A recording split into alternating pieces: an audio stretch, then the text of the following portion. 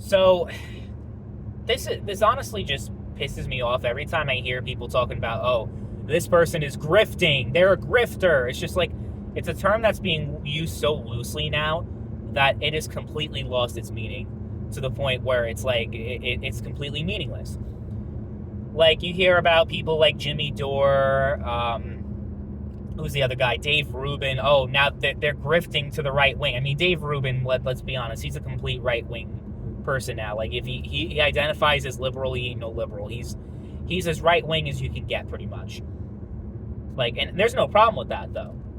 Like, I think people over time can change their views and change their beliefs. It's like, it's funny though. They talk about people like Dave Rubin, they're grifters, and they're just trying to profiteer, like try to appeal to the right wing, and they don't actually believe in anything, and they're these corrupt figures that just want to make a lot of money off of you. At the same time, these same individuals happily cast their ballot for Hillary Clinton in 2016, even though just 10 years prior to the 2016 election, she was passionately against gay marriage. She supported the invasion of Iraq, all these things that the modern age Democrat would be strongly against, but they accept it because, well, people can change their beliefs over time. So it's okay that Hillary had those very problematic positions, but she's changed them now, so it's fine. She's changed her beliefs, and she's evolved as a human being. It's funny, like, when a left-wing person does that, it's fine. Like, if a right-wing person became left-wing, the left-wing people that are calling Dave Rubin a grifter wouldn't call that person a grifter also. Like, there's total, like, complete double standards. And I also think, like, it's completely ridiculous now. Like, the new thing with the Young Turks. I don't know if you guys have heard about all that stuff going on.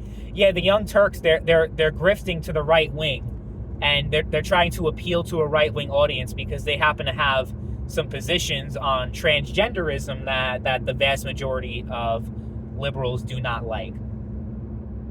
I just think it's funny, though, how all these, trans people, a lot of them are like self-identified Marxists and socialists. The real socialists, they would have thrown your ass in the gulag. Like, it's not even a joke. Like, I just think it's weird how people are like, oh yes, racism, America has a racist history and this and that, but considering the history of socialism and communism and what they would do to the vast majority of people that in the modern age identify as communists, I don't know, that's just a side thought. But yeah, Anna Kasparian, she doesn't like the idea of referring to pregnant women as birthing persons, because it's like you're basically going against womanhood, which, yes, I happen to agree with, in case you guys are wondering. But it's just like, because they happen to have beliefs that you don't agree with, they're suddenly right-wing grifters. Like, okay, I can understand if they all of a sudden they're like, well, we don't believe in universal health care. We think it should all be privatized. Well, we don't believe in abortion. We're actually pro-life now. Well, like, if they just kept going on and, like, kept taking all these right-wing positions all of a sudden, then I would be like, okay, you guys might have a point. Except the other thing is that people are acting like this is a sudden thing. Like, they just suddenly had these beliefs on trans issues. You can look up Young Turks transphobia, and it goes back 10 years of Anna and Cenk making comments that members of the transgender community were offended by and did not like. So it's not like they're all of a sudden, like, taking these beliefs and they're not ideologically consistent. I think the Young Turks, I don't agree with a lot of the stuff that they say, but I think they're fairly consistent. I think it's very unfair to just label them as, betraying the left and veering to the right just because of one issue that they happen to disagree with. Like, it's completely absurd. And also, Vosh is another one. He's, I think it's kind of funny, though, how he criticized the Young Turks for being grifters, but people criticized him for being a grifter when he came out in opposition to gun control. Majority of his fans did not like his position on guns, and a lot of them were calling him a right-wing grifter. So it's like, what the hell does grifter even mean? A grifter, by definition, means someone who's like a swindler, and they're just trying to trying to manipulate people, and it's basically like for profit. But like, okay, so that basically describes every single politician that you vote for. So like, you don't have a problem with, you'll happily cast your ballot for someone like Hillary or whoever else. You're not going to call them a grifter. You should be like, oh, but they're better than the other side. But like, I guess when it comes to political commentators, it's like the standards are a lot different. I don't understand why or how, but that seems to be the case. Yeah, I just it's these people are like, if you go against the hive mind, there's a problem, because not only does it completely destroy their entire perception of reality. Like if someone just goes against anything that they believe in, they find it, they consider it a challenge to like their entire existence. And it's like, dude, just grow the fuck up. Like, there's no better way to say it. Like, dude, like, why can't we all have our own opinions? Why does it feel like when it comes to liberals and conservatives, it's because we're in a bipolar political system. That's why.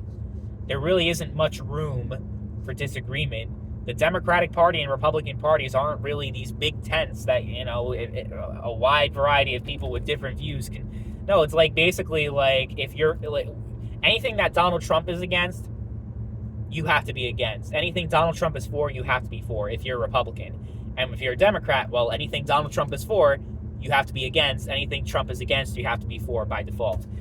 I can't name a single thing that a Republican president did, especially Trump, because they just went completely batshit insane. The left lost their minds when Trump was elected.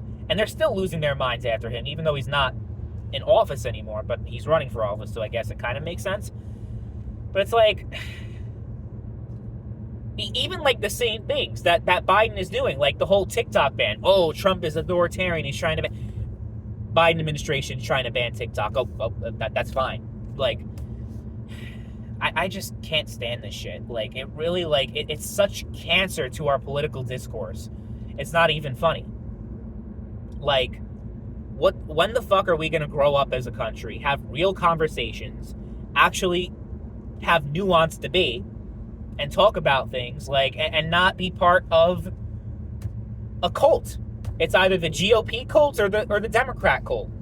There's really no room in between.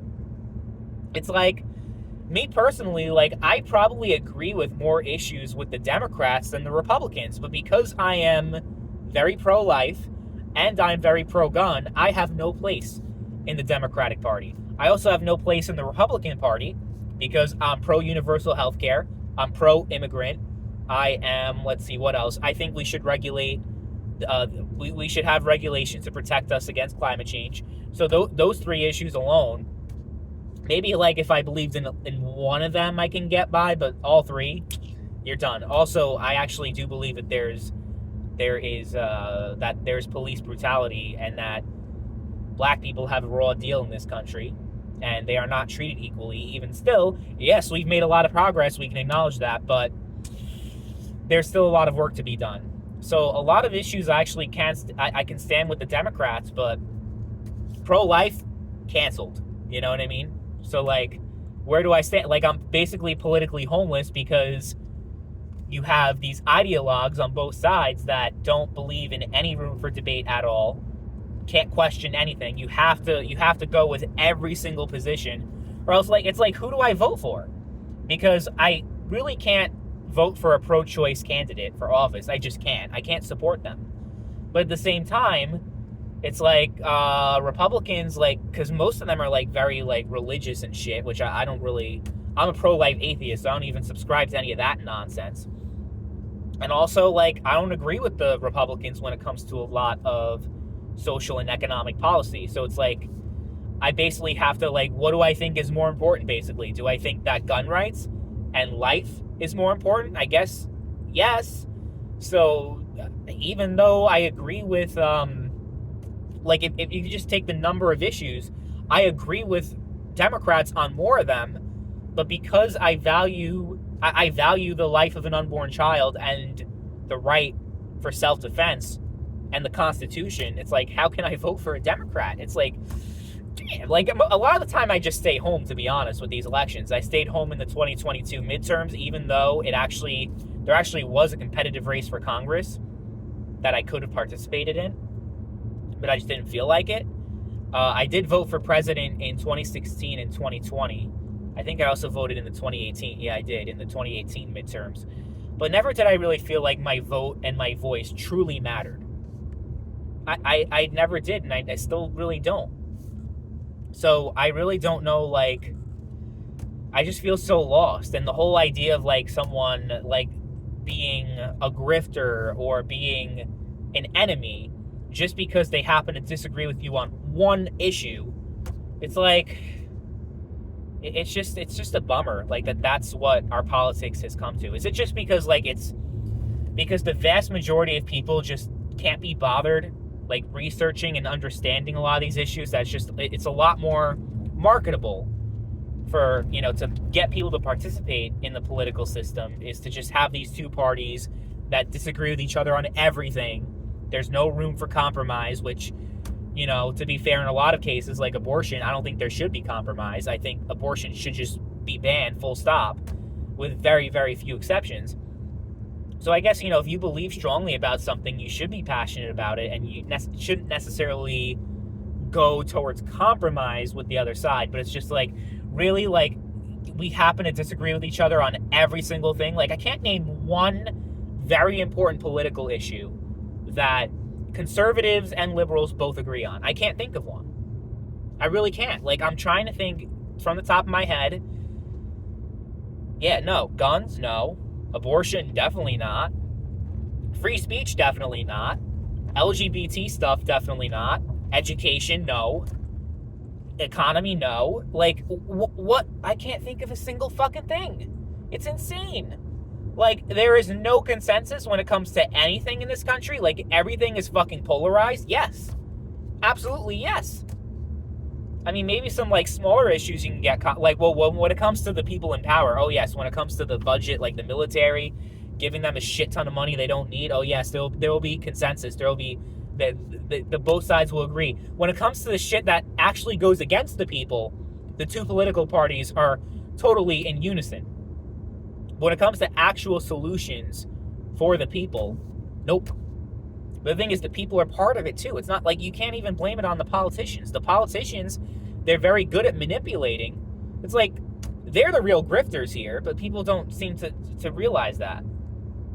No, we're going to go against some fucking, the Young Turks and like, just these people online. Like, we're going to go against them. If you had such passion that you have against these YouTubers, that if you actually had the same passion against your politicians, a lot more would be done. A lot more would get done, and our country would be in a much better place.